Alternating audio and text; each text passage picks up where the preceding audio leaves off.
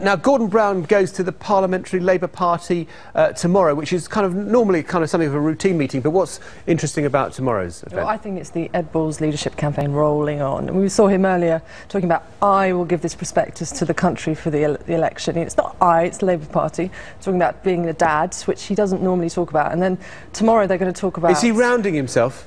Well, yeah, human being. But tomorrow they're all going to talk about electoral reform. I mean, all the other parties have put out their manifestos in dribs and drabs, and Labour, we haven't yet heard from them. And we think that tomorrow they're going to talk about, at this weekly meeting they have, electoral reform, which they want to be in their manifesto. But lots of MPs don't want it to be in the manifesto. They're going to talk at the meeting, and Ed Balls is their guy in Cabinet. And we know that Ed is in favour of AV. He's on the record as in favour.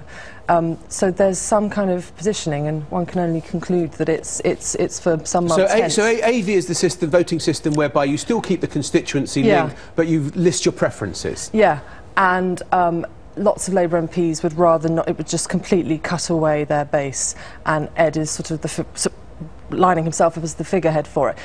There is a manifesto written by people in Downing Street that is in a drawer, ready to go. And there are all these bits that they can't get agreement on in Cabinet. And you have Jack Straw, Peter Hain, others who have lined up and said, this is great, let's do it, with the pretext slightly that this will appeal to the Lib Dems if we need to go into a coalition. And we understand that Ed Balls is not in favour. Now,